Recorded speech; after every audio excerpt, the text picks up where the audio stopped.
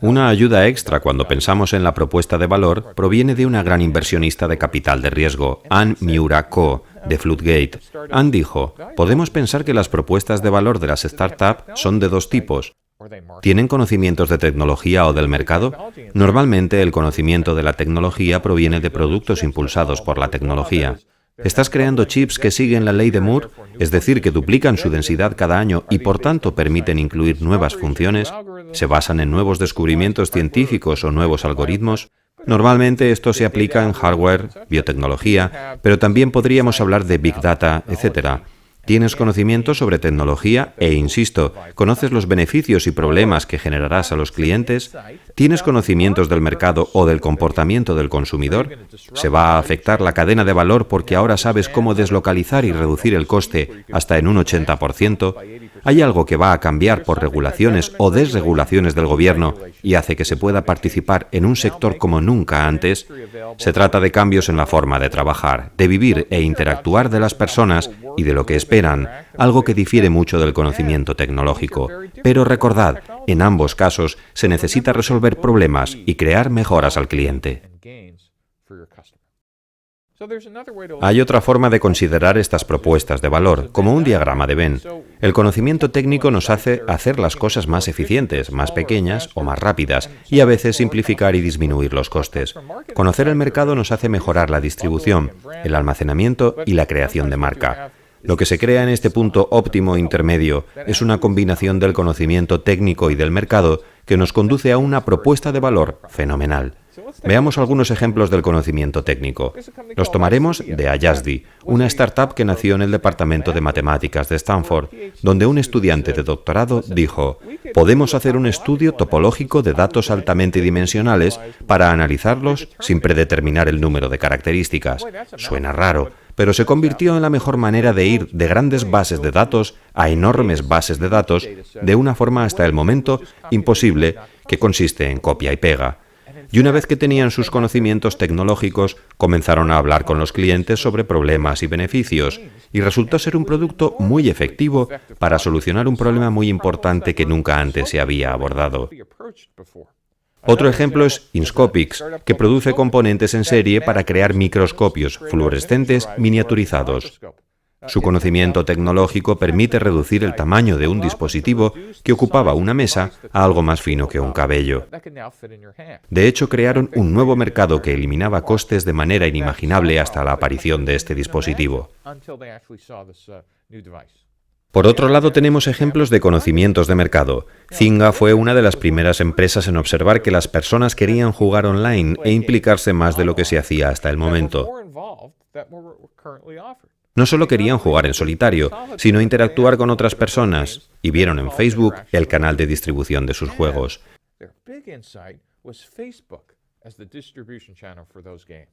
Twitter es otro ejemplo de conocimiento del mercado. Hay muchísimas más personas interesadas en escribir 140 caracteres que miles de palabras. Todos eran escépticos, pero se convirtió en algo que tuvo mercado y visión de la naturaleza humana. Solventó una necesidad. Zipcar es un caso muy interesante. En lugar de limitarse a alquilar coches en los viajes de negocios, ofrece una flexibilidad mucho mayor a la de las empresas tradicionales, lo que hace que las personas de las ciudades o campus universitarios puedan preferir alquilar un coche a comprarse uno. Zipcar tiene precisamente una visión del mercado que la convierte en una empresa de éxito. Pongamos como ejemplo al equipo Jersey Square y veamos cómo dieron con su propuesta de valor. Es importante recordar que la propuesta de valor no describe únicamente las funcionalidades, sino también los problemas y los beneficios o mejoras que hemos visto que los clientes desean, y el objetivo es descifrar cuál es el producto mínimo viable. Si observamos el equipo Jersey Square, hizo un gran trabajo hablando sobre problemas y mejoras, una manera más barata de vestir camisetas oficiales en un partido, eliminar el riesgo de comprar una camiseta de un jugador que será traspasado o de ofrecer alternativas a adquirir falsificaciones. Hasta ahí, muy bien. Pero se olvidaron de describir cuáles son sus características o funcionalidades, que eran, recordemos, proveer un lugar único para alquilar camisetas de los equipos, de modo que no hiciera falta comprarlas y quedártelas para ver a tu equipo favorito. Tampoco se acordaron de describir el producto mínimo viable de lo que iban a desarrollar. En este caso se trataría de una web para alquilar las camisetas de los equipos más famosos, primero del área de Nueva York, después de todos los Estados Unidos y por último a nivel internacional. A pesar de estos errores, empezar con una descripción de los problemas y mejoras está muy bien para la propuesta de valor. Fijaos en que mientras trabajaban en la propuesta de valor, tenían también algunas hipótesis sobre los segmentos de mercado. Esto es fundamental. La propuesta de valor y el segmento del mercado son los primeros elementos que debéis intentar desarrollar en el lienzo del modelo de negocio, porque ambos juntos reciben el nombre de adaptación del producto al mercado, lo que nos indica cuál es la conexión entre lo que estamos creando y lo que los clientes necesitan y desean, y quiénes son esos clientes. Por tanto, mientras el objetivo en la propuesta de valor es descifrar el PMV, veremos después que el objetivo en los segmentos del mercado es descifrar quién es el cliente y cuál es su arquetipo. Podéis comenzar con los segmentos de mercado o con un producto y la propuesta de valor en sí, da igual, pero en la mayoría de las empresas, si son de base tecnológica, se suele comenzar con la propuesta de valor, mientras que en aquellas que se basan en el mercado, se suele empezar con los segmentos de mercado. No hay una opción mejor que otra, sino que consiste en la interacción de ambas. Veamos algunos ejemplos para que os hagáis una idea de cómo otras startups han estructurado su propuesta de valor. Aquí tenemos una empresa que trataba de desarrollar un sustituto ecológico de los surfactantes. Salieron a la calle y comprendieron el problema, dieron con algunas soluciones y trataron de explicar los problemas y los beneficios de su propuesta de valor. Otro ejemplo, un robot agrario para deshiervar. Como veis aquí, en ningún momento mencionan el robot, sino que hablan del problema. El deshierve manual de los cultivos orgánicos es una pesadilla. Otro ejemplo, una empresa que trataba de encontrar una manera mejor de realizar los exámenes de detección de cáncer. Por tanto, trataron de entender cuál era el problema, que era que las células tumorales se desprenden y circulan por el torrente sanguíneo, y los oncólogos y patólogos querían averiguar si sus pacientes tenían células circulantes tumorales. Y sus funcionalidades concordaban con el problema y la mejora. El resto de las diapositivas muestran algunos ejemplos de propuestas de valor de dispositivos médicos, odontológicos, etc. Podéis hacer clic en el enlace para ver otros ejemplos.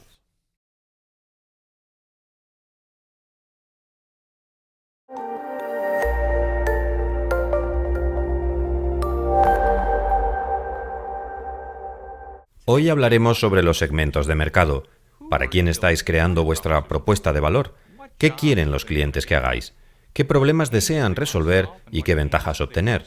Y al final, lo que tenéis que averiguar es cuál es el arquetipo o personalidad de ese alguien para quien estáis creando el producto. La última vez hablamos de las propuestas de valor, pero hoy nos vamos a centrar en los segmentos de mercado. Un aspecto importante sobre los clientes es que no están ahí para comprar. Vosotros estáis ahí para ellos. Esto resulta algo difícil de entender, sobre todo a los que tengan una startup de tecnología, pues piensan que todo gira en torno al producto, cuando en realidad gira en torno a aquellos al otro lado del proceso, que son los que van a comprar. Por tanto, debéis comprender quiénes son esas personas y por qué van a comprar vuestro producto. Uno de los objetivos de los segmentos de mercado es tratar de entender el arquetipo, la personalidad o quizá los detalles de quiénes son estas personas. Debéis saber dónde viven, a qué se dedican, qué edad tienen, si viven en una zona urbana, si están casados. ¿Y por qué lo tenéis que saber? Porque os ayudará a averiguar concretamente quién está interesado en vuestro producto y por qué, evitando así empezar tareas imposibles al pretender que todo el mundo compre el producto. Saber quiénes son los clientes y cuáles son sus motivaciones os facilitará la venta y hará que los clientes deseen vuestro producto. Por esta razón dedicamos tanto tiempo a hablar sobre los clientes y los segmentos de mercado. Otra cosa que veréis en este módulo es que podríais tener incluso múltiples segmentos de mercado, diversos tipos de clientes interesados en vuestro producto. Podrían ser hombres de 18 a 24 años que vivían en zonas urbanas, aunque también las mujeres de 45 a 55 años que vivían en zonas rurales. En ese caso, las estrategias de marketing o creación de demanda para atraer a cada segmento serían diferentes. Pero si no supierais quiénes son los clientes, usaríais la misma estrategia de marketing, con lo que probablemente no llegaríais a ninguno de ellos. Veamos esto con más detenimiento. Si recordáis lo que vimos en clases anteriores sobre las propuestas de valor, lo que en realidad tratamos de hacer es encontrar la correcta adaptación del producto al mercado, entre lo que estamos creando y quién quiere comprarlo. A esta relación entre la propuesta de valor y el segmento de mercado se le llama adaptación del producto al mercado. Hoy, en relación a los segmentos de mercado, nos vamos a preguntar qué vamos a hacer para el cliente, qué tareas funcionales, sociales o emocionales vamos a desempeñar, qué problemas vamos a resolver y qué necesidades vamos a satisfacer, qué ventajas le estamos creando al cliente, qué problemas le estamos solucionando. Y así, al final, conoceremos muy bien el arquetipo o personalidad de los clientes. ¿Quiénes son? ¿Por qué quieren comprar? ¿Por qué no? ¿Qué debemos decirles? Si invertís vuestra energía fuera de la oficina, trabajando en el desarrollo y descubrimiento de clientes, haréis que vuestra empresa sea sumamente eficiente e incluso sabréis cómo comercializar y vender. Recordad, por tanto, que ahora el objetivo es asociar la propuesta de valor a lo que vais a descubrir y aprender a pie de calle sobre los clientes. Acordaos de que vuestro objetivo aquí es comenzar con una serie de hipótesis. Es lo único que tenéis el primer día. Si sois expertos en el tema, quizás sepáis un poco más, pero no pasa nada porque no estáis más que suponiendo.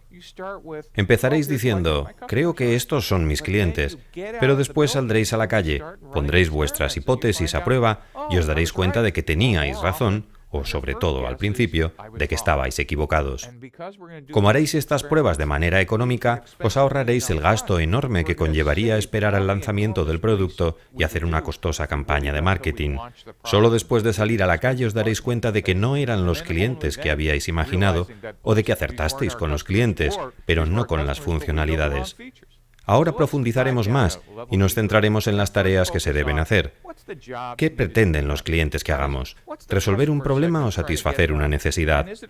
La expresión tareas a realizar la popularizó primero Clayton Christensen, quien escribió varios libros, El dilema del innovador y La solución del innovador. Deberían estar entre los libros imprescindibles para cualquier emprendedor.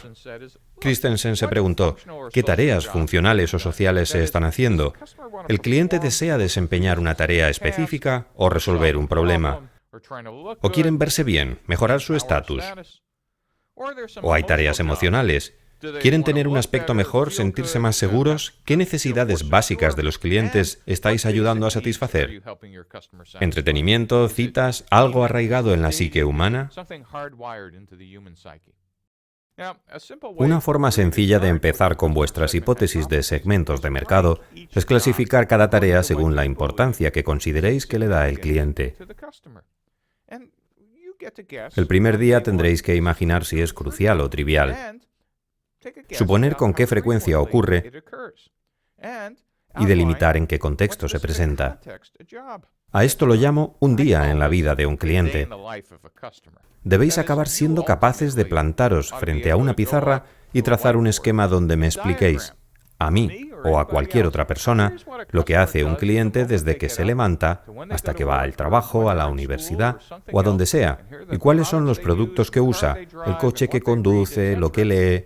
Si no conocéis en profundidad al cliente ni qué lugar ocupa su producto, os va a resultar bastante difícil comprenderlo. Recordad que el primer día lo que se hace, principalmente, es plantear hipótesis, pero el objetivo general de salir a la calle es tratar de completar ese día en la vida de un cliente, de modo que cuando digáis algo sobre la forma en que se debe hacer la publicidad, o llegar a los clientes, o emplear Google AdWords, lo digáis no porque así lo creéis, sino porque habéis hablado antes con cientos de clientes a los que les encantaría comprar vuestro producto.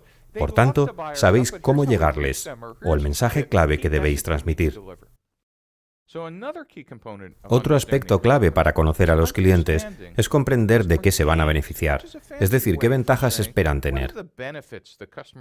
Aparte de las tareas que desean que hagamos, ¿qué quieren obtener los clientes al usar nuestro producto o servicio? Algunas de las ventajas podrían ser: ¿qué les haría felices? ¿Ahorrar dinero, esfuerzos, tiempo? ¿Qué esperan? ¿Y qué superaría sus expectativas? ¿Cómo fascinaríamos a estos clientes? ¿Con calidad? ¿Con mayor cantidad de algo? ¿Menos de algo? ¿Qué les haría felices? ¿Las funcionalidades, el rendimiento o la calidad? ¿Qué facilitaría la vida o el trabajo de nuestros clientes? ¿Más servicios? ¿Un menor costo de propiedad? ¿Favorecer la curva de aprendizaje? Esto dependerá, obviamente, de si vendéis a clientes comerciales o a particulares, pero en cualquier caso debéis hacer una lista de todas las ventajas que obtendrían los clientes si usaran vuestro producto. Otras ventajas podrían ser si tiene consecuencias sociales, si les hace verse bien, si les hace mejorar su estatus, si tiene un buen diseño, si es específico o tiene más funcionalidades. ¿Y en qué se basa el cliente para juzgar si funciona o no? ¿En el rendimiento o el coste? ¿Qué aumentaría la probabilidad de que aceptaran o usaran vuestro producto o solución? Repito, ¿se trata del coste? ¿De disminuir el riesgo? ¿De mejorar la calidad? ¿Porque es más divertido? Tenéis que proponer una serie de hipótesis. Haced la lista ya, pero recordad que no podrás suponer siempre. Tienes que validar esas hipótesis. El último elemento para conocer al cliente es conocer sus problemas. Hemos hablado de todo lo que podríamos hacer para satisfacerle. Ahora hablaremos de lo que podríamos eliminar. Imaginemos que los clientes han sufrido un fuerte dolor durante bastante tiempo y estaban acostumbrándose a vivir con él. Es entonces cuando nos acercamos y les proponemos aliviar o eliminar ese dolor. Veamos qué problemas podríamos resolverles. ¿Hay algo que les resulte demasiado caro? ¿Se trata de tiempo? ¿Cuesta demasiado? Esto es el lado opuesto a las ventajas o beneficios. Los problemas hacen referencia a cómo solucionamos lo que los clientes odian. ¿Hay algo que falle en el producto o servicio que están usando? ¿Le falta funcionalidades? ¿Es demasiado lento? ¿No funciona bien? ¿Tiene errores? ¿Y cuáles son los principales retos o dificultades? Una de las cosas interesantes es que los emprendedores regresan y dicen, sí, el cliente dijo que eso era un gran inconveniente y nuestro producto sí resuelve ese inconveniente. Es importante que sepáis si dicho inconveniente era el número 47 de vuestra lista o estaba entre los 3 primeros, ya que la mayoría de los seres humanos solemos preocuparnos únicamente por los 3 o 5 primeros. Por tanto, cuando descubráis que esto resuelve un problema, lo que os debéis preguntar es, ¿qué otros problemas o inconvenientes tiene?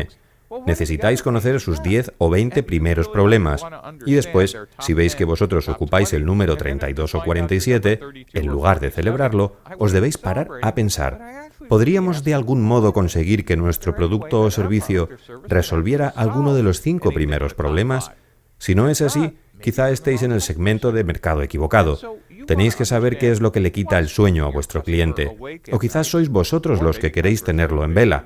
Pero debéis averiguar cuáles son sus problemas, inquietudes y preocupaciones más graves. Lo último sería averiguar qué es lo que impide que compren su producto. ¿Cuesta demasiado por adelantado? Quizás tengáis un asunto que resolver más adelante respecto al precio. Penséis que aprender esto lleva mucho tiempo o estéis contentos con lo que tenéis.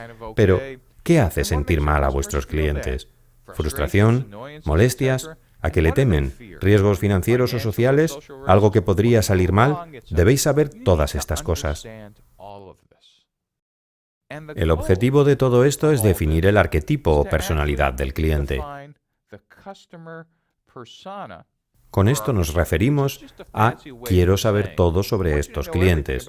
¿Y a qué nos referimos con todo? Pues a saber no solo los problemas y las ventajas de estos clientes, sino a saber en concreto quiénes son. Si trabajan en una empresa, qué puestos ocupan, cuál es su cargo, su edad, sexo, función. Los consumidores podrían ser padres, podrían ser niños, alguien que comparte piso. ¿Cómo compran? ¿Dónde compran? ¿De cuánto dinero disponen para gastos discrecionales? Y, repito, esto se aplica tanto a empresas como a particulares. En las empresas, ¿sabéis de cuánto dispone cada departamento para gastos? Si vuestro producto se pasa en $1 de su presupuesto, a veces se tiene que pasar al siguiente nivel administrativo para obtener la aprobación. En casa ocurre lo mismo. Si vuestros consumidores son niños, ¿sabéis cuánto dinero reciben de paga? ¿De dónde la obtienen y con qué frecuencia? Si los consumidores son padres, ¿cuánto pueden gastarse a la semana en productos no esenciales? Debéis saber qué les importa, qué los motiva, qué les influencia. Y esto no es una tontería.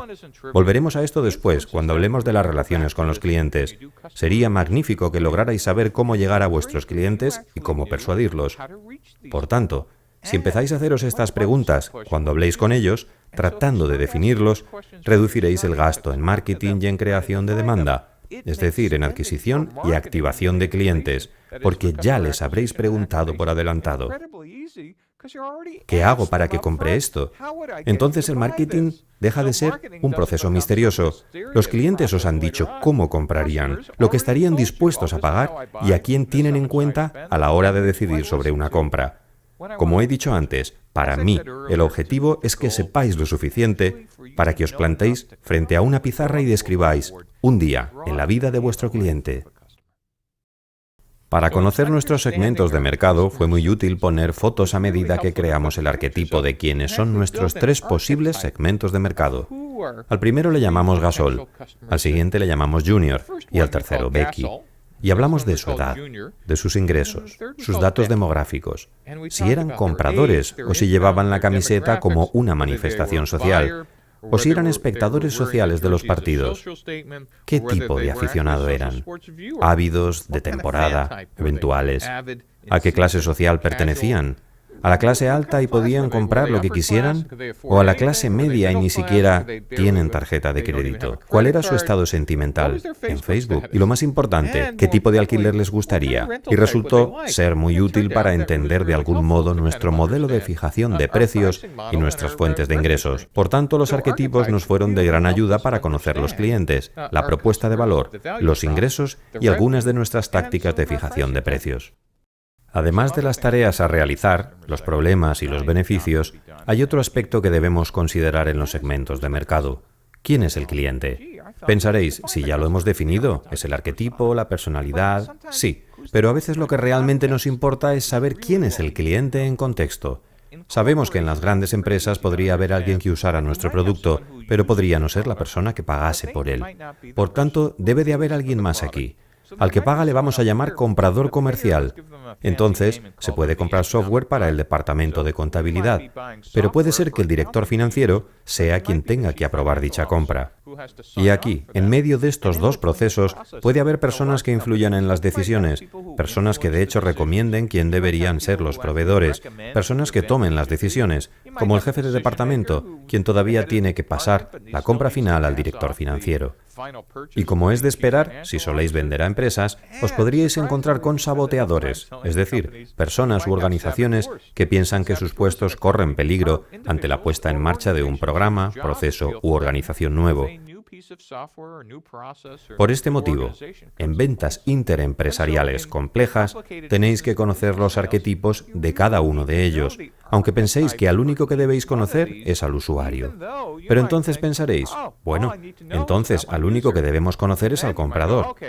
Como veremos más adelante, es imprescindible conocer los arquetipos de todos ellos. Ahora bien, a aquellos que estáis pensando, bueno, yo no vendo a empresas, solo vendo a consumidores, esto no me concierne.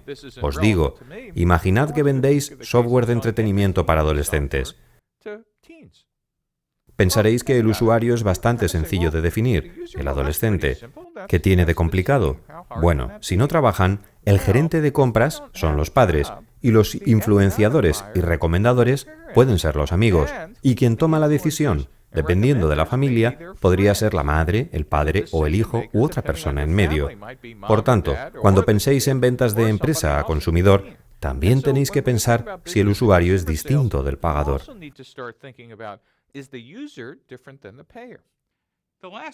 El último ejemplo es algo que me pasó a mí. Iba a comprarme un coche y pensaba que sería sencillo. Yo era el cliente, pero no imaginaba que con 2 hijas adolescentes realmente no iba a ser así.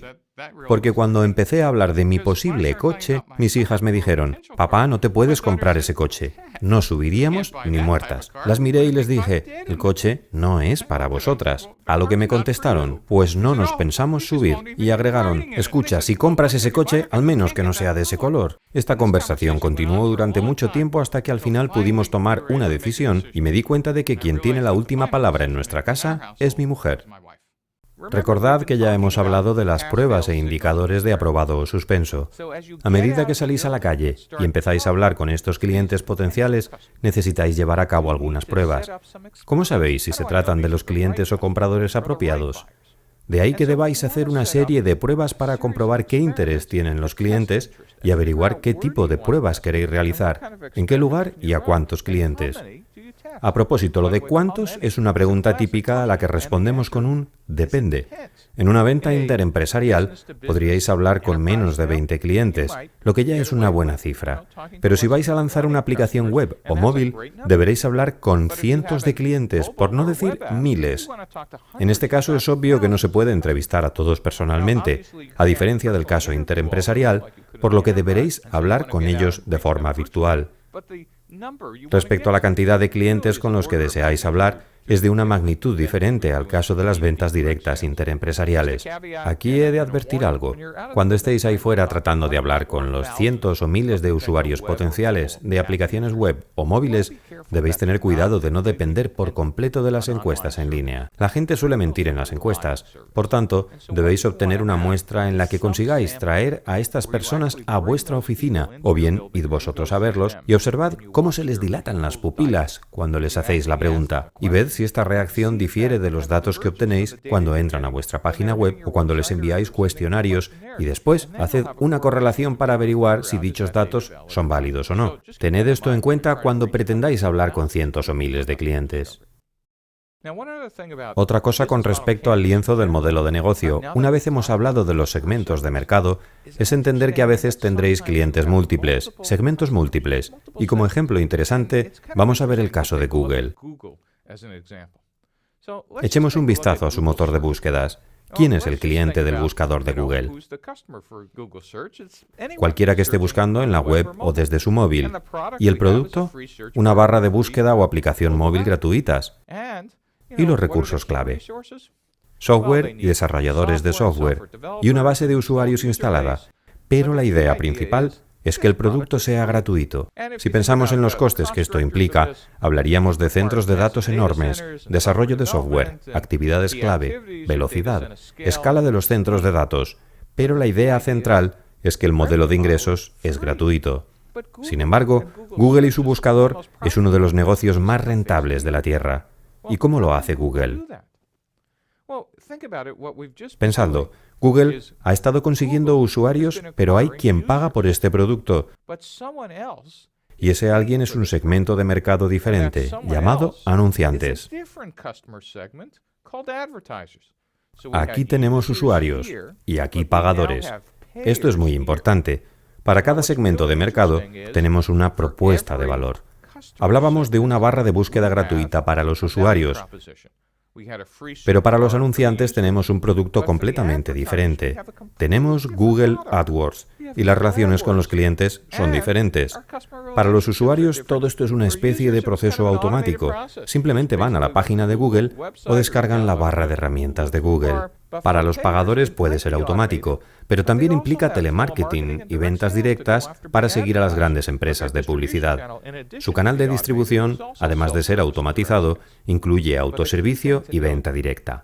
Lo más importante es que no solo tienen segmentos diferentes y propuestas de valor diferentes y relaciones con los clientes diferentes, sino, y más importante, tienen un modelo de ingresos diferente. Esto es muy importante. Los segmentos de mercado múltiples requieren múltiples propuestas de valor, múltiples relaciones con los clientes, a veces canales diferentes, pero siempre modelos de ingresos diferentes. Estos son los pagadores. El buscador de Google es lo que llamamos un mercado bilateral. Hay usuarios y hay pagadores. Para resumir el caso de Google, diremos que cada segmento tiene su propuesta de valor y, lo más importante, tiene su propia fuente de ingresos. Además, un segmento no puede existir sin el otro. Si tuvierais usuarios pero no tuvierais ingresos, quebraríais. Pero si tuvierais un modelo de ingresos y no usuarios, las empresas no querrían anunciarse. Esto es un ejemplo de un mercado bilateral. Veamos lo que ocurre cuando tenemos plataformas múltiples. El buscador de Google es un mercado bilateral. Vimos que tiene usuarios y pagadores, pero ¿puede funcionar el lienzo con algo más complicado? Aquí tenemos un ejemplo de un lienzo de una empresa de ciencias biológicas que debía proveer cepas de E. coli para procesamientos simplificados de recuperación y purificación. Pensaron que sus clientes estaban segmentados en un nicho de mercado concreto. Ahora bien, ellos fueron quienes, al finalizar el curso, afirmaron que tenían una definición aproximada de lo que era un segmento de mercado, pero no habían descrito a sus clientes. Su propuesta de valor no era muy clara, como acabaron dándose cuenta después. Los canales, ventas web, exhibiciones comerciales y venta directa, a posteriori no parecían muy realistas. En cuanto a las asociaciones, dijeron que ahora no les parecía más que una lista aleatoria de ilusiones. Por ello, vamos a ver su progreso. Desde lo que empezó aquí, algo que puede pasarnos a todos al comenzar un lienzo de estas características, a lo que pasó después de salir a la calle. Ahora podéis ver que en lugar de un nicho de mercado segmentado, empezaron a comprender que quizás el mercado era algo más específico, como los biofármacos o la tecnología de los alimentos. Seguían siendo imprecisos, pero mejoraban. A la hora de definir sus funcionalidades, los problemas, los beneficios y la propuesta de valor, no precisaban lo suficiente. Entraban más en detalle al hablar de los socios, pero luego lo fueron entendiendo. Ahora entendemos que la propuesta de valor no consiste en explicar qué tecnología usamos, sino qué problemas solucionamos y qué ventajas generamos. Simplificar la purificación de proteínas, mejorar el rendimiento, mejorar la producción total, disminuir los costes. Ahora tiene mucho más sentido. Si observamos los segmentos de mercado, empiezan a concretar en grupos muy específicos. Empiezan a darse cuenta quiénes son las personas con las que deberían hablar. Concretan respecto a los socios y logran bases muy interesantes sobre las fuentes de ingresos que pueden funcionar.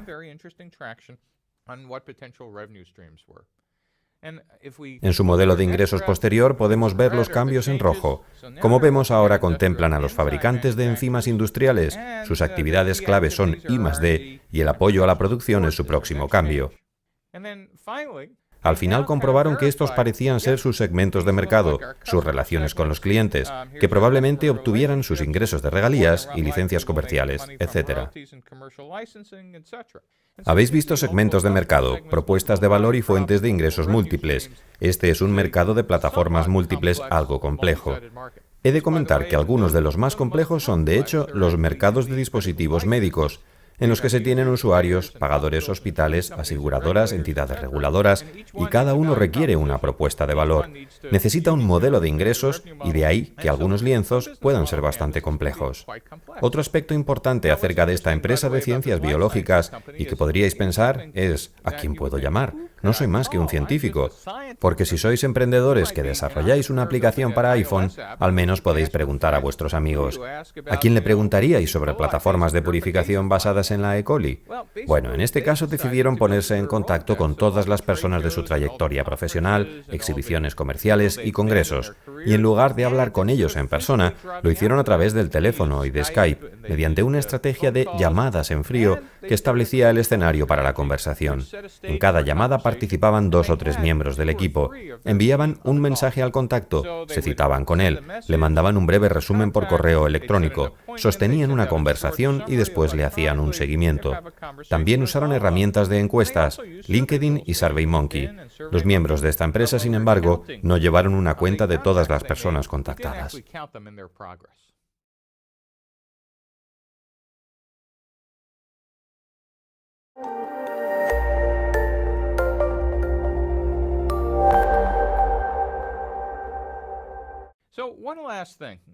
Ahora os contaré un secreto, algo que hemos estado evitando nombrar hasta ahora, pero que como emprendedores debéis saber. Es un secreto que no se ha entendido durante mucho tiempo. Y es que existen 4 tipos de startups. Y no saber cuál es la vuestra puede hundir a la empresa. A esto lo llamamos tipo de mercado. Existen 4 tipos de mercado para las startups. Uno es el mercado existente, otro es cuando abarca un segmento o resegmenta un mercado existente, otro es un nuevo mercado y otro es un mercado clon. Veamos por qué esto es importante y luego definiremos cada uno de ellos. El tipo de mercado cambia todo. Cambia el tamaño de mercado inicial, incide en el coste de ingreso al mercado, en el modo de lanzar el producto, afecta al tipo de obstáculos de la competencia y cómo posicionar o describir el producto. Afecta al modelo de ventas. ¿Vais a contratar venta directa? ¿Cuándo la vais a contratar? ¿Qué tipo de margen deberíais tener? ¿Qué beneficios? ¿Cuánto tiempo se tarda?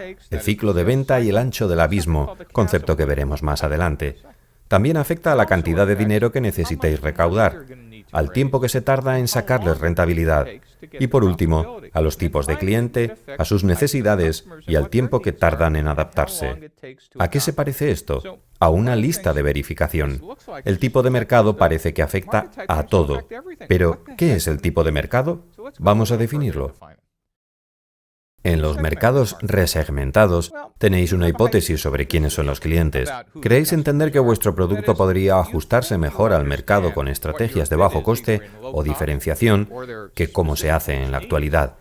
Los competidores serán muchos si estáis equivocados y muy pocos si estáis en lo cierto, y vuestro riesgo es equivocaros en la redefinición del producto y del mercado, no haber investigado lo suficiente en el descubrimiento de clientes y decir, no, no, no, así es como vamos a entrar en este mercado existente, vamos a acercarnos a este grupo de clientes concreto. Pero luego os dais cuenta de que estabais equivocados. Un buen ejemplo de esto es lo que hizo la aerolínea Southwest. Utilizó el modelo tradicional de distribución centro radio, pero con servicios al pasajero muy limitados a precios extremadamente bajos. Ahora tenemos un nuevo mercado en el que no conocemos a los clientes. Lo único que tenemos es una percepción y un conjunto de hipótesis. Deseamos ofrecer a los clientes algo revolucionario, no solo una mejora gradual, sino una mejora transformadora. Lo bueno y lo malo es que el primer día no hay competidores, estamos bastante solos. Entonces, para que este mercado exista, vamos a tener que crearlo con fuerza de voluntad y mucho dinero, y va a requerir difusión mediante el boca a boca y formación. Un ejemplo, Groupon, sin ayuda de nadie, creó el mercado de las ofertas diarias. Respecto a los mercados existentes, conocemos a los clientes, sabemos quiénes son y que existen. En cuanto a las necesidades del cliente, podemos preguntarles, ¿cuáles son las ventajas y los problemas que os importan en realidad? Y pueden respondernos. Los competidores en teoría son muchos. Los riesgos serían no tener marca, no tener ventas, no tener distribución y bueno, desafortunadamente a veces el producto realmente no está a la altura de las expectativas. Un ejemplo es Google, que opera en un mercado existente. Intentad competir en el negocio de la búsqueda en Internet. Google ya domina ese campo. En un mercado clon, probablemente conozcamos a los clientes porque hemos copiado un mercado existente, por ejemplo, en Estados Unidos. Se trata de un clon porque las necesidades del cliente y el resto de aspectos los adaptaremos a nuestro país o región. No hay competencia si somos los primeros, y existe el riesgo de malinterpretar las noticias locales. Un buen ejemplo es Baidu. Volvamos de nuevo a los mercados existentes. Hay empresas ya establecidas. Los clientes conocen el mercado y desean o necesitan un mejor funcionamiento, y es por lo general una competencia determinada por la tecnología. El posicionamiento depende del producto y de cuánto valoran los clientes sus funcionalidades. El riesgo en un mercado existente es subestimar a las empresas ya establecidas. Por lo general, estas empresas, a menos que sean grandes corporaciones, defenderán su territorio. Pensad en los efectos de su red. Podría suponer que no solo involucrarse en el producto, sino todos los servicios adicionales y a los productos de terceras partes que tienen en su catálogo. Al igual que vosotros os centráis en la innovación, la mayoría de empresas ya establecidas también lo hacen. Por tanto, antes de introduciros de golpe en un mercado existente, debéis analizar el índice de innovación de las empresas ya establecidas. Otro aspecto importante es intentar averiguar cómo son las ventas y cuál es el índice de adopción en un mercado nuevo. La curva del ciclo de vida de adopción de tecnología, popularizada por Geoffrey Moore en su libro Atravesando el abismo, es una de las más interesantes para las startups. Moore postuló que había una brecha, un abismo entre los visionarios y el mercado mayoritario, formado por los pragmáticos y los conservadores. En un mercado existente, este abismo entre estos visionarios y el mercado mayoritario es muy pequeño o incluso ni existe. Si habéis logrado entrar en un mercado existente, vuestra curva de ventas y la hoja de cálculo de ingresos debería tomar esta forma, porque desde el primer día deberíais estar quitando cuota de mercado a las empresas ya establecidas. En un mercado existente, alcanzaréis este tipo de curva si vuestras hipótesis sobre cómo generar un producto mejorado eran reales. Y si es así, enhorabuena. Poniendo de nuevo el ejemplo de Southwest como una compañía de bajo coste o Whole Foods como un proveedor diferenciado mediante posicionamiento en un mercado resegmentado, debéis preguntaros, de los factores en los que he estado compitiendo en mi sector, ¿cuáles puedo eliminar o reducir o aumentar por debajo o por encima de los estándares del sector? O bien, ¿qué factores nuevos puedo ofrecer de nosotros? Lo interesante es observar en un mercado resegmentado el abismo entre los visionarios, los primeros apóstoles y el mercado dominante. Esto es lo que Moore definió como abismo. En realidad hay una brecha entre lo que estas personas desean y estas otras necesitan. Y si no lleváis cuidado, vuestra curva de ventas podría empezar a tener esta forma y podría venirse abajo mientras esperamos a que el mercado general acepte la novedad. La forma que tendría una curva de ventas en un mercado resegmentado sería la de un gráfico complejo de crecimiento de ventas. Durante los 2 primeros años conseguiréis un excedente de clientes que os tienen como un competidor más en un mercado existente. Vuestras ventas, por tanto, no serán firmes hasta que, si teníais razón respecto a este nicho o segmentación de bajo coste, empecéis a ver un incremento potencial en ellas. Y si estabais equivocados, bueno, seréis un simple competidor más en un mercado existente. El siguiente tipo de mercado es el nuevo mercado. A día de hoy no hay clientes. Por tanto, la pregunta es, si no existen, ¿cómo os van a descubrir? ¿Cómo van a darse cuenta de que necesitan estar en este nuevo mercado? ¿Cómo sabéis el tamaño de un mercado que ni siquiera existe actualmente? El tamaño del mercado es 0. ¿Qué ofreceríais nuevo que el sector no haya ofrecido antes? Para analizar todo esto vamos a echar un vistazo al abismo. Y da miedo. Podréis venderle a los locos, a los pioneros, a los primeros discípulos, todo lo que queráis. Vale, pero vuestro negocio no crecerá hasta que no descubráis cómo convencer a la mayoría para que acepte vuestro producto. Así se ve una curva de ventas con forma de palo de hockey. Aquí tenéis a vuestros primeros clientes.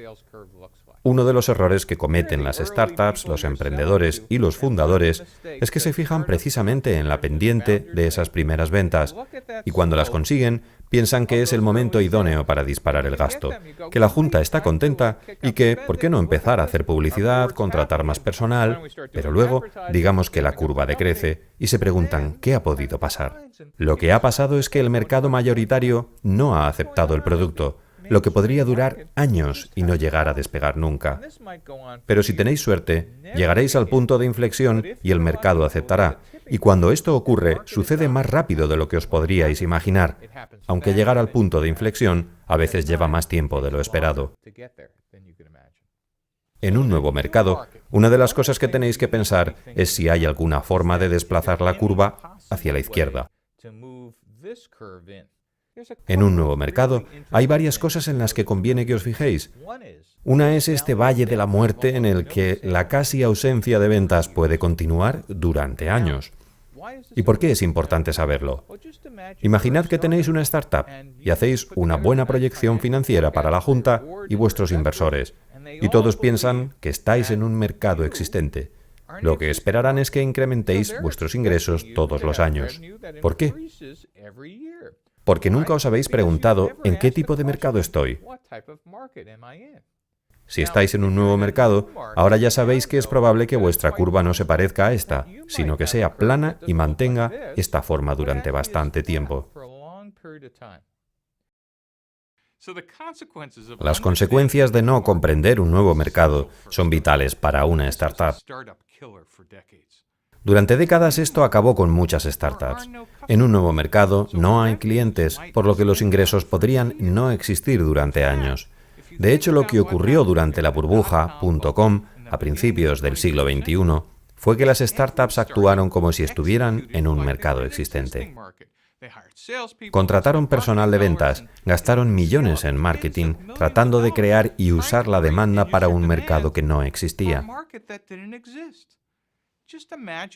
Imaginad lo que hubiera pasado si esas startups hubieran reservado ese capital en el banco, ganando intereses, haciendo actividades para crear el mercado, ya que este no existe.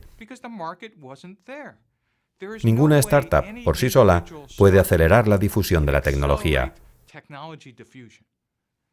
Para que un nuevo mercado despegue, deben ocurrir muchas cosas ajenas a la startup. Tiene que cambiar la regulación, el gusto de los clientes, las plataformas tienen que bajar de precio, etc. La burbuja.com se basaba en que estas cosas pasaban todas al mismo tiempo, y no era así. Por tanto, todo ese dinero recaudado se gastó tratando de adquirir clientes cuando no había ninguno. La prueba para saber si estáis en un nuevo mercado no consiste en saber si X número de personas en tu localidad, de Silicon Valley o de Nueva York, han oído hablar de vuestra tecnología. La verdadera prueba es saber si vuestra abuela, sea de donde sea, ha oído hablar de tecnología, producto o mercado. Si el mercado no existe, allí donde esté ella, perderíais muchísimo dinero al tratar de crearlo. El gasto prematuro es lo que acaba con las startups. Veamos ahora el último tipo de mercado, el mercado clon, que adapta un modelo de negocio internacional a condiciones locales. ¿Qué es un modelo de negocio internacional? Normalmente es aquel que ocurre en Estados Unidos. ¿Qué es una condición local? Si vuestra lengua no es el inglés, si vuestra cultura es diferente a la estadounidense, si tu país tiene restricciones de importación o de control, si se tiene un mercado lo suficientemente grande como para respaldar un modelo de negocio, mercados con más de 100 millones de personas, como China, India, Rusia, Brasil, incluso la Unión Europea misma, clonar modelos de negocio existentes no es una mala estrategia comercial.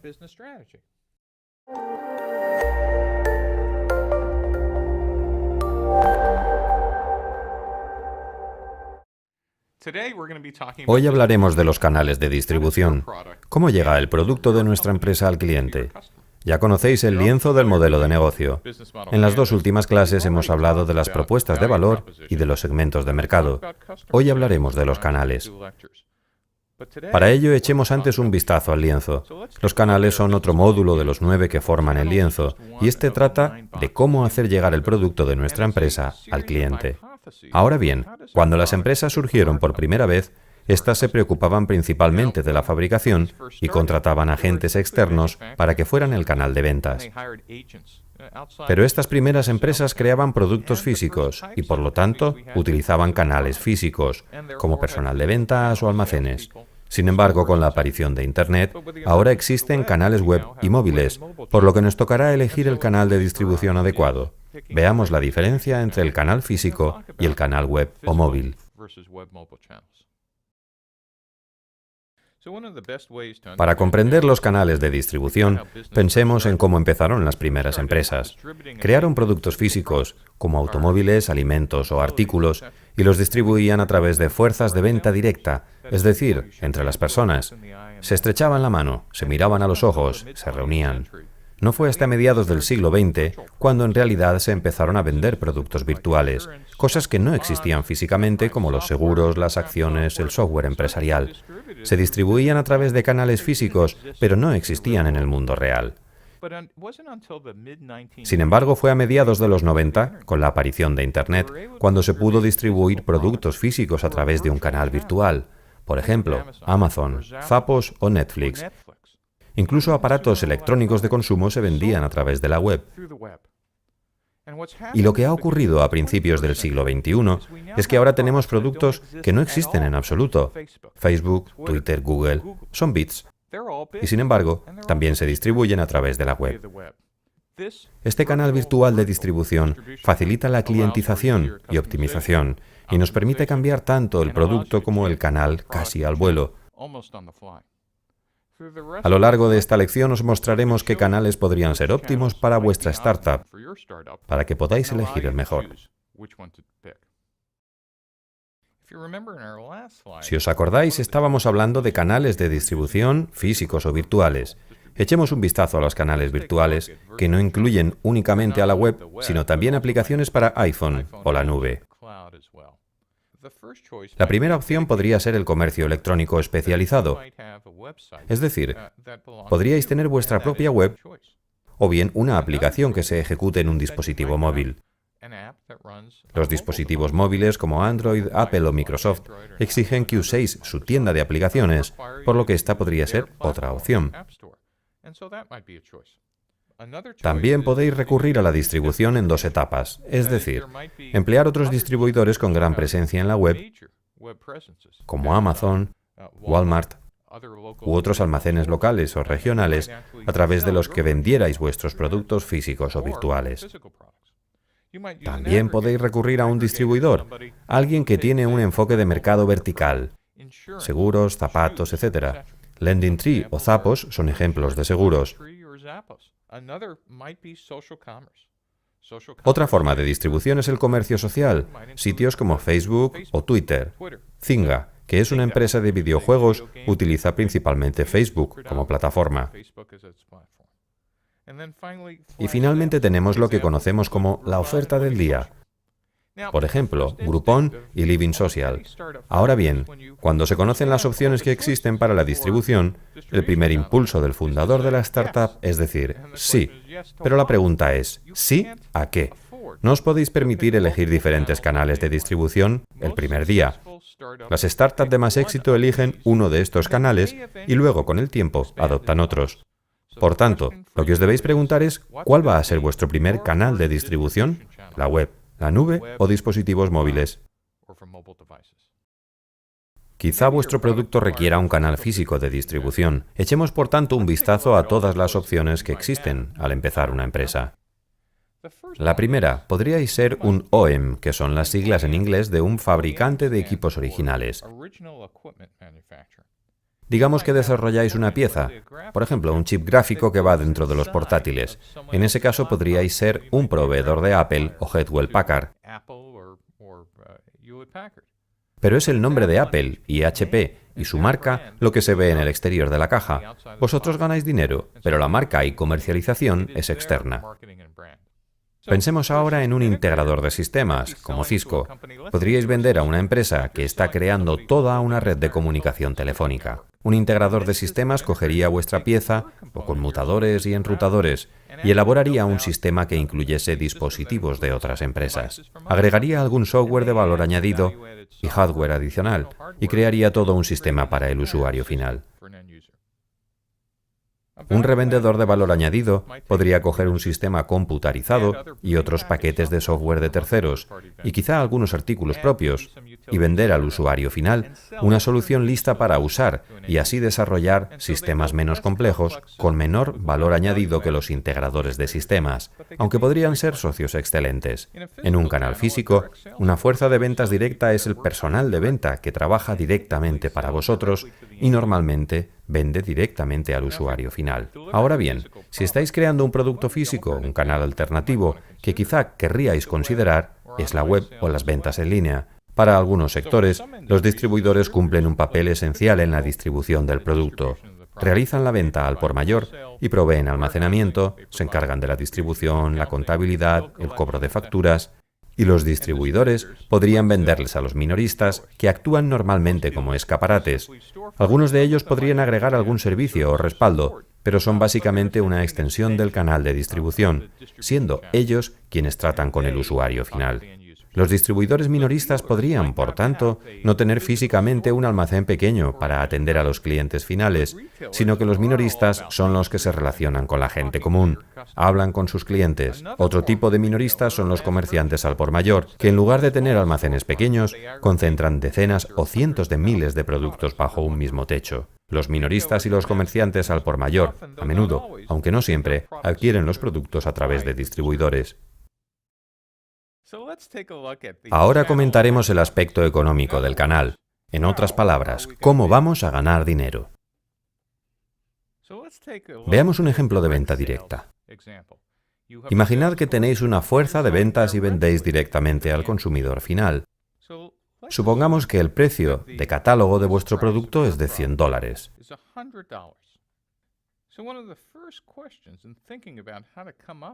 Bien, para saber qué precio fijar, primero debéis saber cuánto os ha costado fabricar el producto. En el caso de la web, podría ser el coste de los ingenieros, pero en el de un producto físico podría ser la lista de materiales estimada que salga de la fábrica. Para que podamos debatir, vamos a suponer que os ha costado $33 crear el producto. Ahora veremos el coste de I+D, es decir, el de investigación, el del personal de venta, quizá también comisiones o bonificaciones por venta, y los gastos generales y administrativos, lo que os han costado los alquileres, las dietas, lo que podría ser unos $20. Por ahora llevamos $53 simplemente en realizar las actividades más básicas del negocio. Ahora bien, algo que debéis saber es que ningún usuario final paga el precio fijado. Imaginamos que este área representa un descuento sobre el precio de catálogo, un 10%, por ejemplo. Esto significa que el ingreso a la empresa no será de 100, sino de $90. Un momento, nos pagan $90 por el producto, pero hemos gastado 53 en fabricarlo y hacerlo básico. Por tanto, lo que queda en medio son los beneficios.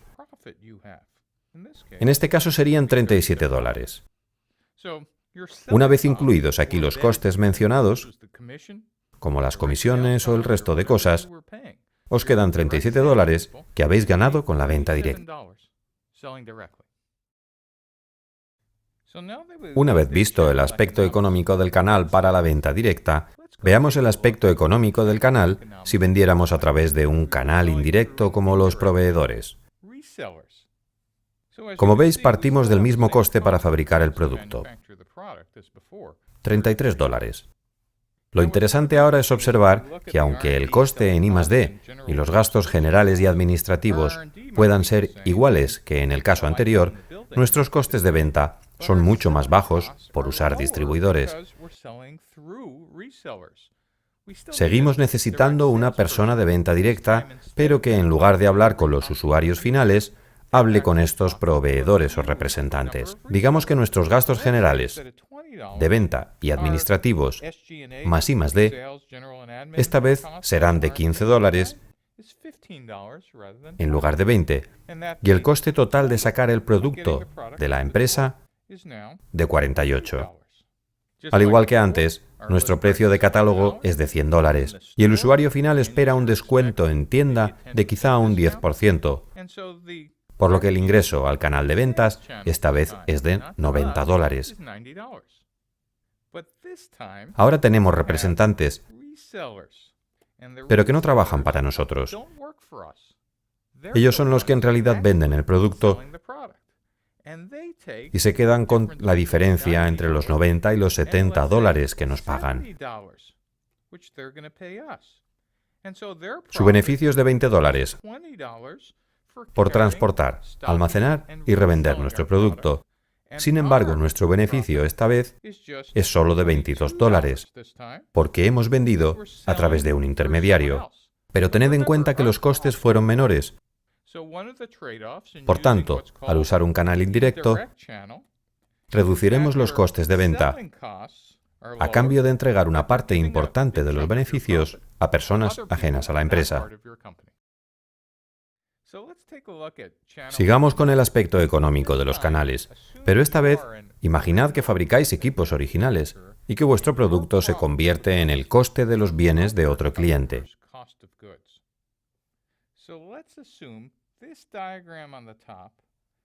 Supongamos que este esquema es un portátil que se ha vendido por $3.000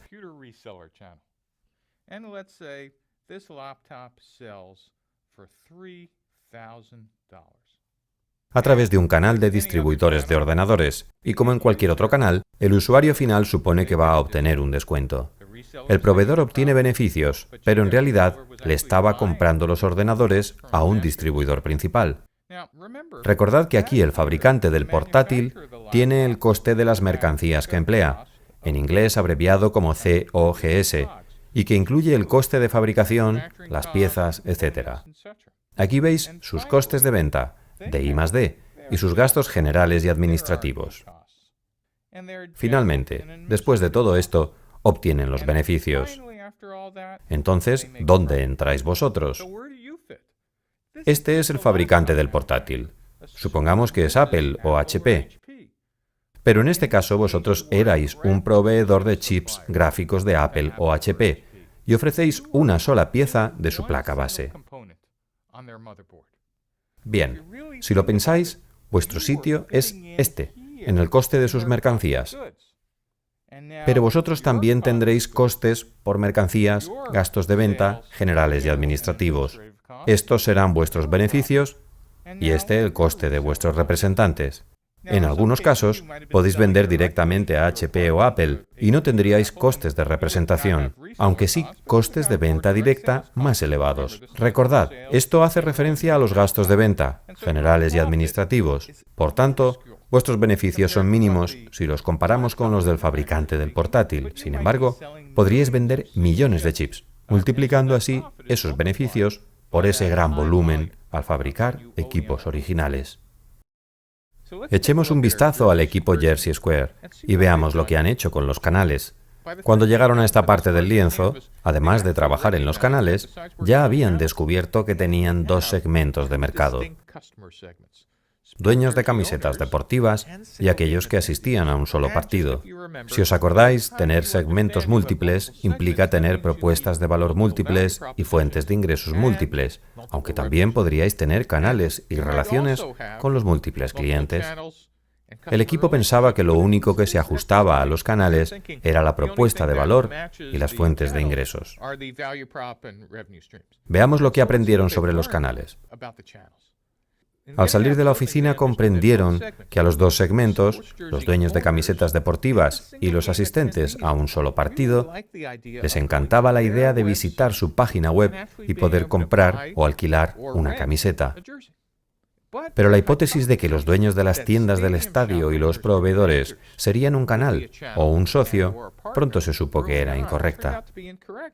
Al hablar con estos dos canales, descubrieron que consideraban a Jersey Square como un posible competidor, por lo que se dieron cuenta de que usarlos como canal de venta les iba a llevar más tiempo del que tenían para empezar su empresa. Por tanto, aplazaron esta idea para quizá tenerla en cuenta más adelante. También empezaron a considerar el correo directo y se dieron cuenta de que más que de un canal, se trataba de una forma de adquirir clientes, por lo que optaron finalmente por una web directa y posibles sitios web de venta de entradas. Recordad que vuestra meta como startup no es hacer la lista más larga de posibles canales, sino al contrario, delimitar los aspectos en los que os vais a centrar los primeros días.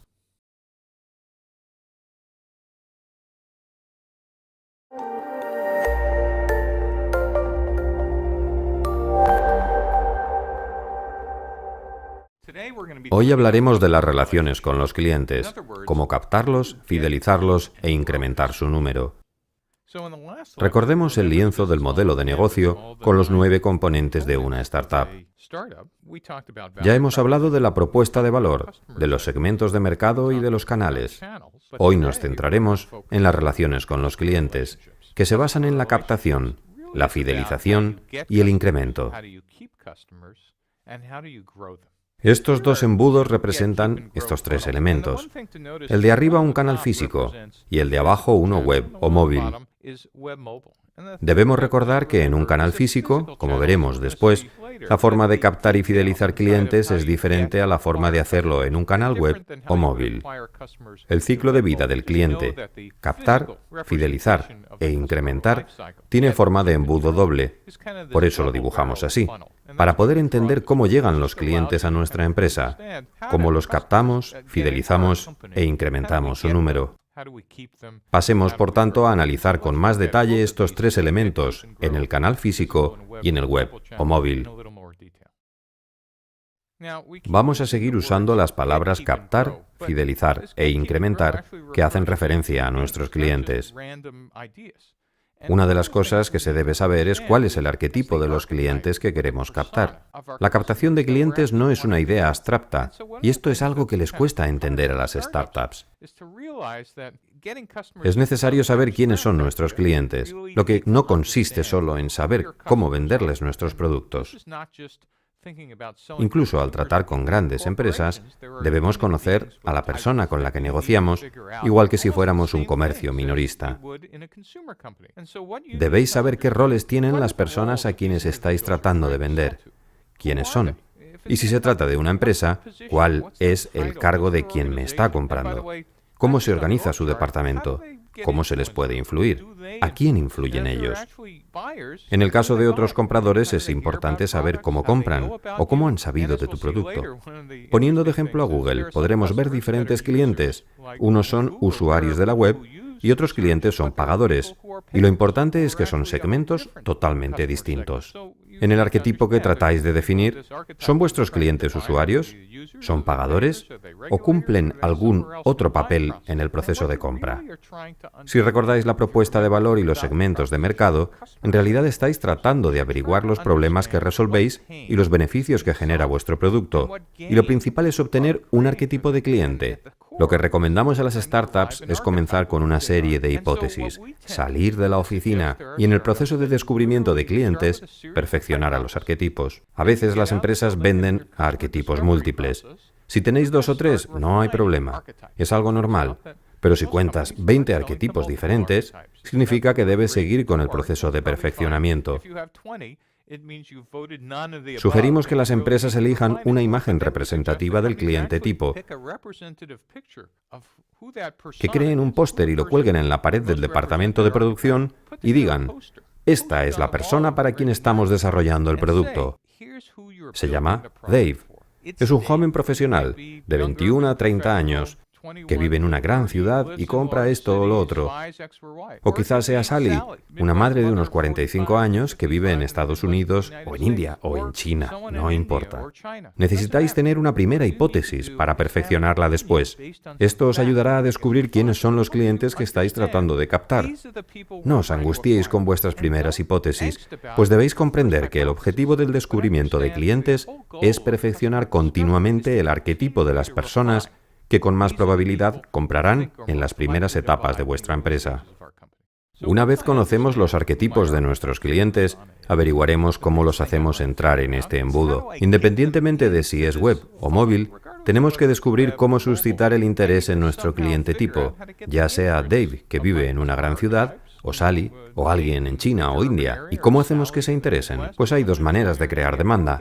La primera corresponde a actividades de pago para crear demanda. Es decir, desembolsamos dinero para captar la atención. Los primeros a quienes pagaríamos serían agencias de relaciones públicas. Podemos pagar una tarifa mensual para que publicasen sobre nuestros productos y empresa en periódicos, blogs, revistas, etc.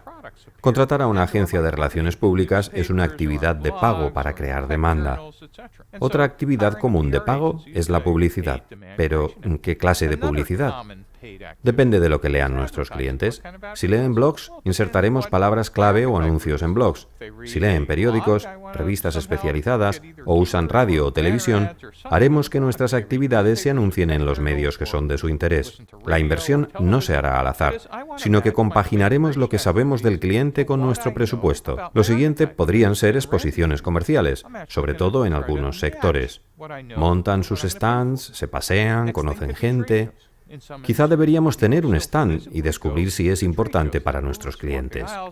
Quizá se presenten en nuestro stand en una de las exposiciones comerciales. Es posible que nos demos cuenta que asistir a las exposiciones es algo interesante. O quizá observemos que lo mejor es contactar con nuestros clientes mediante correo electrónico o correo postal. De hecho, mucha publicidad se sigue enviando vía oficina postal, aunque este modelo pierde efectividad en favor de la web.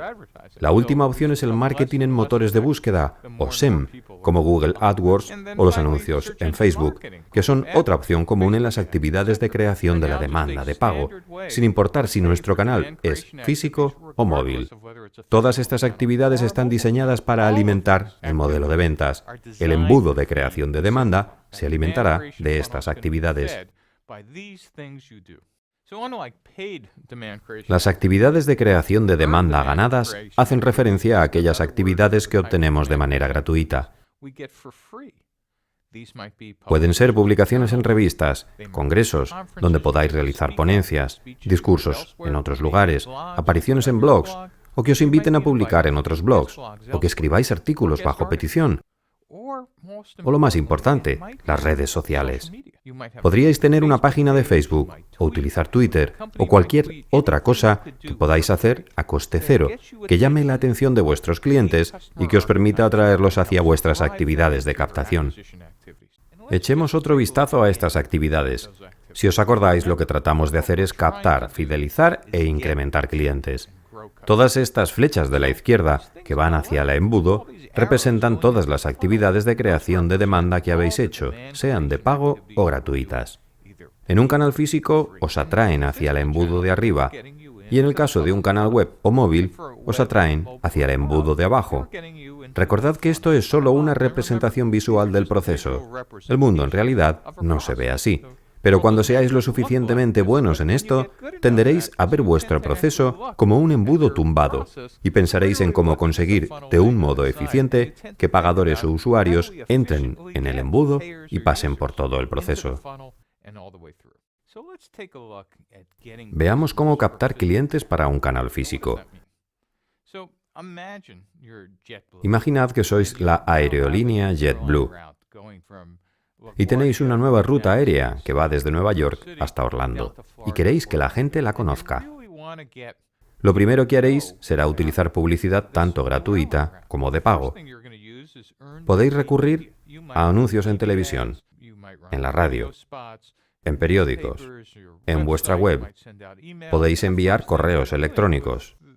Y lo primero que haréis con esta publicidad de pago es informar a la gente de que voláis desde Nueva York a Orlando. El primer paso en el canal físico es generar reconocimiento. La gente solo necesita saber que esto existe. Lo malo es que las agencias de publicidad os pueden decir a cuántas personas les ha llegado el anuncio, pero no cuántas personas comprarán. En cualquier caso, a vosotros os interesa que la gente se entere. Lo siguiente que debéis averiguar es si la gente muestra interés. Hoy en día, incluso en los canales físicos, podríamos preguntarnos si alguien visitó la web de JetBlue y marcaron la casilla de precios desde Orlando y desde Nueva York. En un canal físico donde en realidad se observa finalmente, el interés es si hay gente que pregunta por los horarios y quieren saber cuánto cuesta. De hecho, lo que rastrearéis es si la gente está haciendo reservas o, si hablásemos de un concesionario, si nos visitan y prueban el coche. Ahora viene la consideración. En el canal físico es importante medir las diferencias entre cuántas personas vieron mis anuncios y cuántas visitaron mi canal para considerar realmente el producto. ¿Cuántas se presentaron en el almacén? ¿Cuántas visitaron la web? Este margen entre oír hablar de un producto e interesarse en él es la mayor dificultad en los canales físicos y hacia donde se orientan nuestros esfuerzos en publicidad. Nadie sabe dónde están los clientes hasta que visitan físicamente nuestro canal, consideran hacer la compra y, por supuesto, terminan haciéndola. En un concesionario dirán, me lo llevo. En una aerolínea reservarían el billete. Y así es como finalmente ocurre la adquisición en un canal físico. Reconocimiento, interés, consideración y compra. En un mundo en el que lo único que se hace es crear demanda, a la izquierda del embudo, y comprar, a la derecha, podríais calcular cuánto cuesta hacerlo. Más adelante veremos el coste de adquisición de clientes, pero ahora hablaremos de un acelerador milagroso llamado ciclo viral. Un ciclo viral podría ser algo tan simple como que alguien comprara uno de vuestros productos y les dijera corriendo a sus amigos, esto es lo mejor, os lo tenéis que comprar.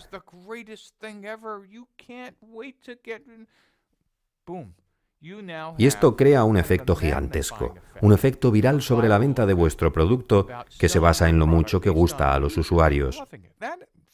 Esto ha ocurrido durante siglos. Pero ahora, al diseñar este ciclo viral, podríamos pensar si hay algo que podamos hacer. Cualquier tipo de incentivo, alguna forma de reembolso, como convertir a nuestros clientes en vendedores para acelerar la compra y que nos ayuden a conseguir nuevos clientes. Los emprendedores inteligentes tienen en cuenta este ciclo viral porque es algo que, si se puede crear, es muy interesante. Ahora bien, no os sintáis mal si vuestra empresa no puede generar un ciclo viral. No todos los productos van a ser recomendados por sus clientes. Pero en los casos en los que sea posible, debéis estar alerta para intentar hacer el embudo lo más eficiente posible. Os comentaré algo respecto a la captación de clientes. He escrito en el embudo reconocimiento, interés, consideración y compra. Pero lo importante es lo siguiente. En vuestro embudo para un canal físico podríais variar los pasos. No os sintáis obligados a llamarlos reconocimiento, interés, consideración y compra. De hecho, necesitáis adaptarlos a vuestro ciclo real y los descubriréis cuando veáis que los clientes pasan de conocer vuestro producto a comprarlo. Podéis usarlo como plantilla, pero no creáis que tiene algo de milagroso. Es solo una aproximación. Hemos hablado de captar clientes en un canal físico, pero es importante saber que las startups tienden a olvidar que captar un cliente es mucho más costoso que fidelizarlo. Aún así, parece que vamos de un pedido a otro, de un usuario a otro, sin pensar en cómo vamos a obtener más dinero con el tiempo.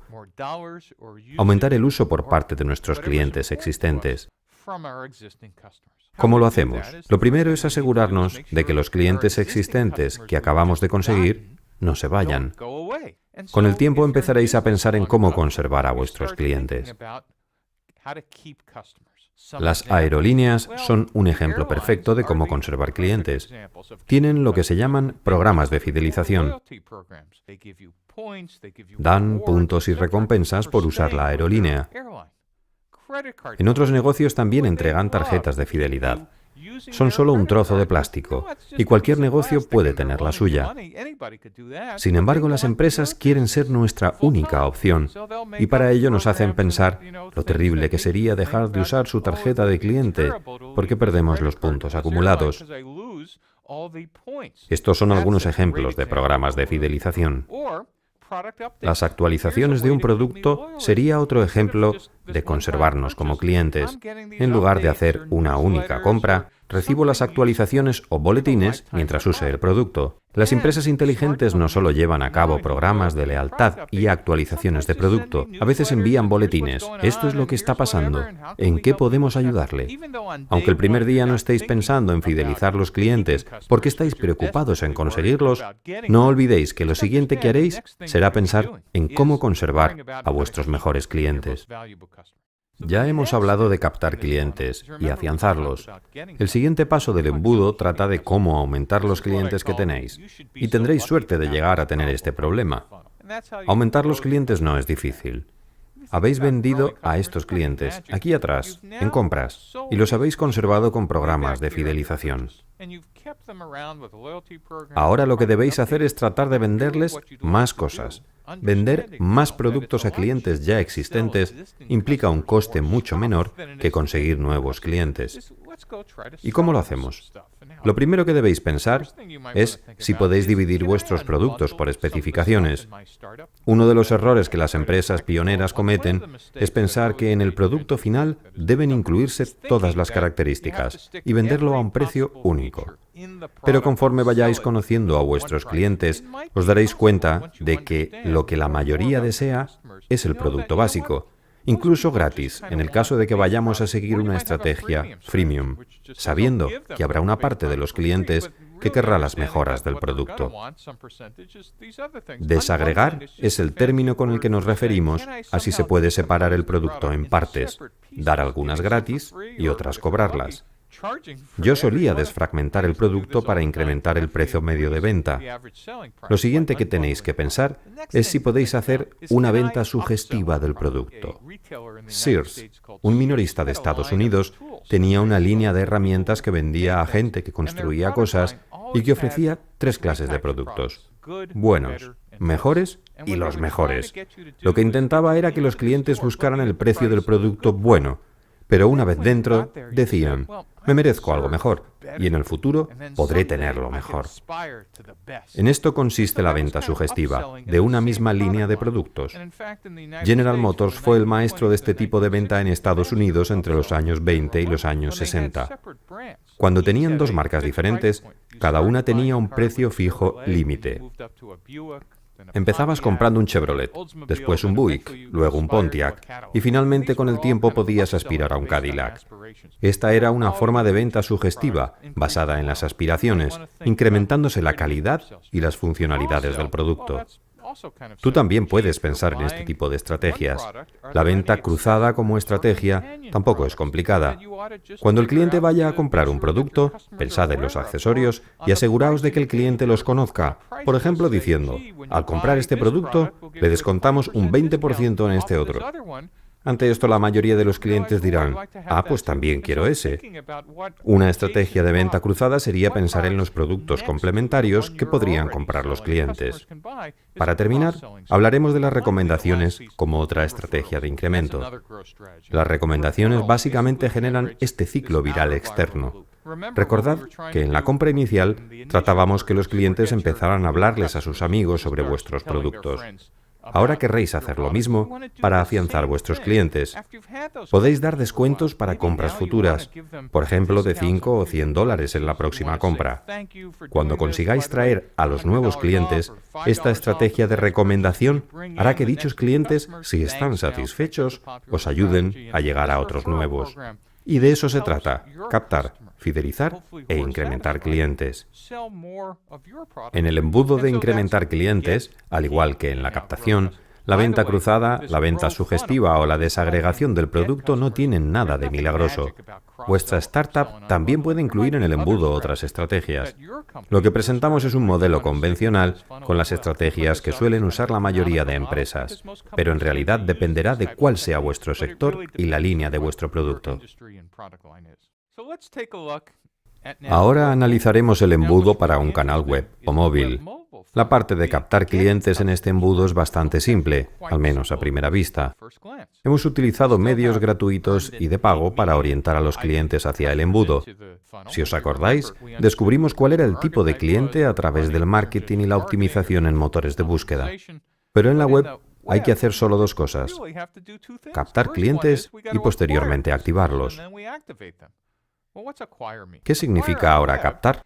Se refiere a cómo conseguir que visiten nuestra web o descarguen nuestra aplicación. ¿Y cómo lo hacemos? A través de medios de comunicación gratuitos y de pago que dirijan a los clientes a vuestro terreno. Pero el siguiente paso es mucho más complicado. Después de captarlos, no quiero que simplemente vean el producto y se vayan sin más, sino que lo adquieran y se conviertan en usuarios. Y esto es a lo que se refiere la palabra activar, que los clientes se involucren con nuestro producto e interactúen con él. En nuestro caso, se trataría de que gastaran el dinero comprándolo. Sin embargo, los clientes pueden ser simples usuarios y deberíamos intentar monetizarlos consiguiendo pagadores. Pero la captación y la activación es una estrategia de dos partes. En teoría, comprender la captación y la activación parece bastante fácil. Sé quiénes son mis clientes, después decido qué medios gratuitos o de pago quiero usar, como por ejemplo Google AdWords. Voy a captarlos y después a activarlos. ¿Qué tiene de difícil? Bueno, de hecho se vuelve algo divertido porque en la web se habla y se calculan las cosas en términos del coste de captación de clientes. Por tanto, tendréis que pensar en lo que os costaría captar un cliente ya activado que está aquí, en la parte derecha del embudo. Hagamos un ejercicio y veamos cómo funciona esto de conseguir un cliente ya activado y cuánto cuesta. Supongamos que usamos Google AdWords y pagamos 50 céntimos en la modalidad pago por clic. Imaginemos ahora que esta campaña a 50 céntimos por clic logra atraer a 10.000 personas a nuestra web.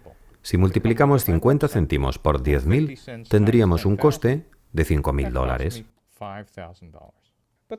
Pero nuestro objetivo no se basa solo en que visiten la web, sino en lograr que atraviesen el embudo y que cuando salgan de él hayan pagado y/o usado el producto. Por tanto, nuestro objetivo consiste en activar a los clientes. Imaginad que ofrecemos una versión de prueba y que el 5% de la gente que hemos captado en realidad prueba el producto. Tendríamos a 500 personas usando nuestro producto freemium. Pero el objetivo no se basa solo en probarlo, sino en que paguen por el producto. Aquí viene lo interesante. Imaginad que el 10% de estos ha pagado el producto. Recordemos, 10.000 personas visitan nuestra web. Pagamos por ello $5.000.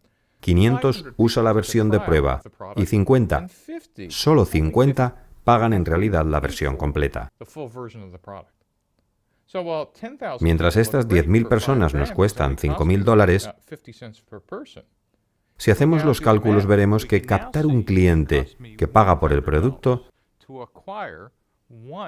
nos cuesta $100. Este sería nuestro coste de captación de clientes. Este ejemplo que he puesto para un canal web o móvil también serviría para un canal físico. En lugar de usar el pago por clic, podríais recurrir a la venta directa, por televisión o radio. En cualquier caso, los cálculos son los mismos. ¿Cuánto ha costado captar un cliente? ¿Cuánto ha costado la campaña? ¿Y que los clientes consideraran nuestro producto? ¿Cuánto ha costado que probaran vuestro coche o que volaran con vuestra aerolínea? Y finalmente, ¿cuál ha sido el coste de captación de clientes? Esta cifra es muy importante para todo aquel que piense en fundar una startup. Veamos ahora cómo fidelizar a los clientes en el canal web o móvil. En el canal web o móvil, conservar a los clientes funciona casi igual que en los canales físicos. El concepto es el mismo: ofrecer programas de lealtad, concursos y eventos, blogs, RSS y correo electrónico o redes sociales, todo diseñado para atraer clientes. ¿Y por qué pensar en fidelizar nuestros clientes?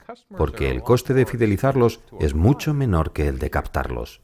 Lo que más os tiene que preocupar es la pérdida de clientes, y os voy a explicar por qué. Imaginaos que perdéis el 5% de vuestros clientes cada mes. En 3 años, solo os quedará el 16%. Suponed, por el contrario, que reducís el abandono al 1%, perdiendo por tanto ese 1% de clientes al mes. Después de 36 meses, con el 1% de abandono, todavía conservaríais el 70% de los clientes. Pensadlo, con un 5% de abandono, los clientes se quedarían durante unos 20 meses, pero si la tasa de abandono es del 1%, se quedarían con vosotros 100 meses.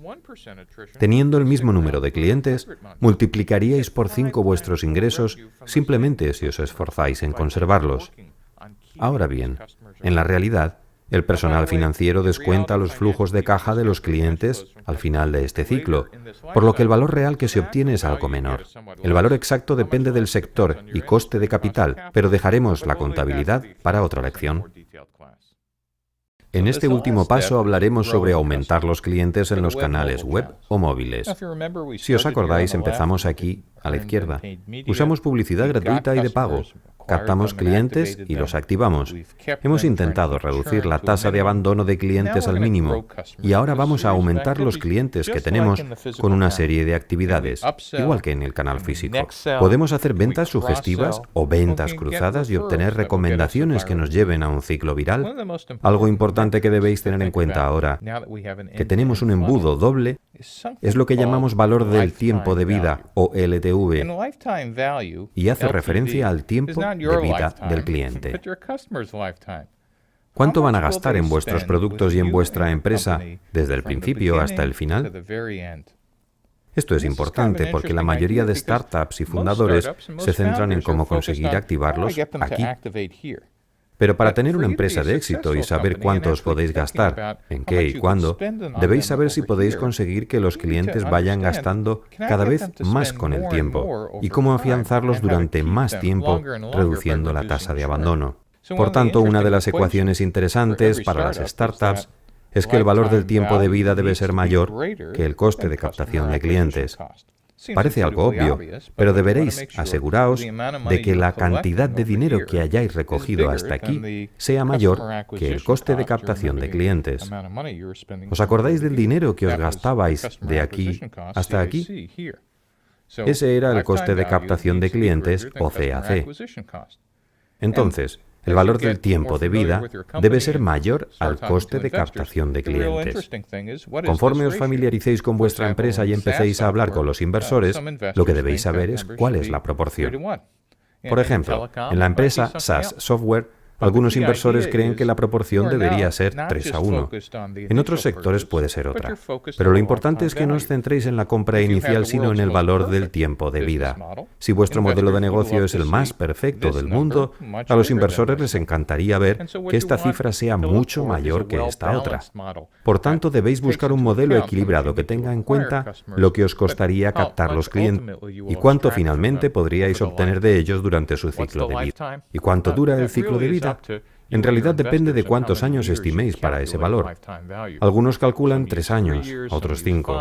Eso es algo que tendréis que acordar con vuestros inversores.